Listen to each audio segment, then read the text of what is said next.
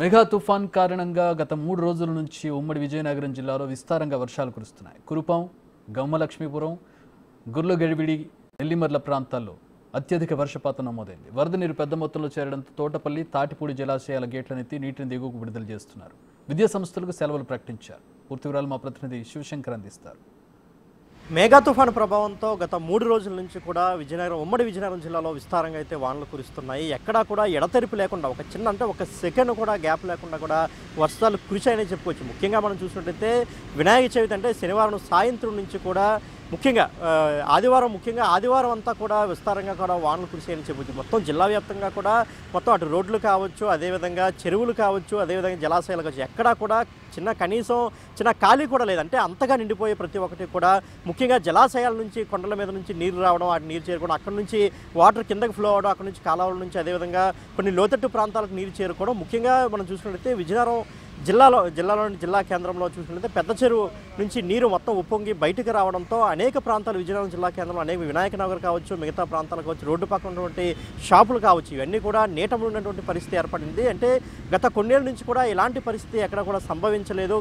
కానీ ఈ సంవత్సరం మేఘా తుఫాన్ బీభత్సం మాత్రం అంత ఇంత లేదని చెప్పుకోవచ్చు. అదేవిధంగా మనం చూసుకున్నట్లయితే తాటిపూడి కావచ్చు, తోటపల్లి జలాశయం కావచ్చు, 2 జలాశయాలు కూడా నిండుకుండా తలపించడంతో దాని యొక్క నీటి మట్టి యొక్క సామర్థ్యం మించి వాటర్ రావడంతో గేట్లు కూడా ఎత్తివేయడం జరిగింది. దాంతో దిగువకి మొత్తం అంతా కూడా అధికారులు దగ్గరుండి ఎవరికి ఎటువంటి ప్రాణాపాయం అదేవిధంగా ఆస్తి నష్టం జరగకుండా నీరంతా కూడా కిందికి విడుదల చేయడం జరిగింది. అదేవిధంగా మనం చూసుకున్నట్లయితే స్కూళ్ళు, కాలేజీలు, అదేవిధంగా పిహెచ్సిలు గ్రామాల్లో అంటే కొంచెం గ్రామంలో ఉన్నటువంటి గ్రామ పరిసర ప్రాంతాల్లో ఉన్నటువంటి స్కూళ్ళు కావచ్చు, కాలేజీలు కావచ్చు, పిహెచ్సిలు కావచ్చు, వీటిల్లో కూడా పూర్తి స్థాయిలో వరద నీరు చేరినటువంటి పరిస్థితి అయితే కనిపించింది. అదేవిధంగా అక్కడక్కడ కూడా భారీ వృక్షాలు నేలకొరినటువంటి పరిస్థితి కనిపించింది. అదేవిధంగా గుర్లలోని మనకి చూసుకున్నట్లయితే అక్కడ హైవే మీద పక్కనే వాటర్ ఎక్కువగా చేరుకోవడంతో అక్కడ బస్సు కూడా మొరాయించినటువంటి పరిస్థితి అయితే నెలకొంది. దాంతోపాటు ముఖ్యంగా బొబ్బిల్లోని పారాది వంతెన ఏదైతే ఉందో ఆ వంతెన పాడడంతో అక్కడ దానికి బదులుగా ఏర్పాటు చేసినటువంటి కాజ్వే సుమారు 2 కోట్ల రూపాయలు వెచ్చించి వైసీపీ హయాంలో ఏర్పాటు చేసినటువంటి కాజ్వే మరొకసారి అయితే కొట్టిపోయింది. ఎందుకంటే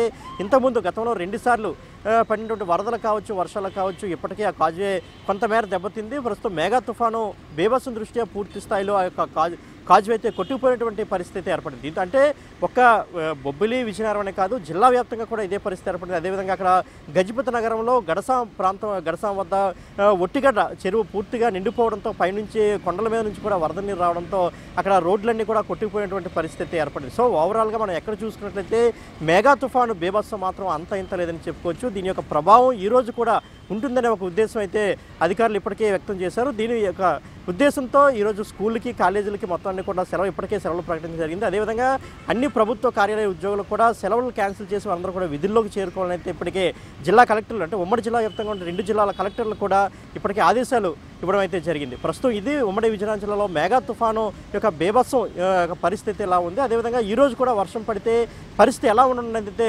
చూడాల్సినటువంటి పరిస్థితి ఏర్పడింది. కెమెరామెన్ హరీష్తో శివశంకర్, బిగ్ టీవీ.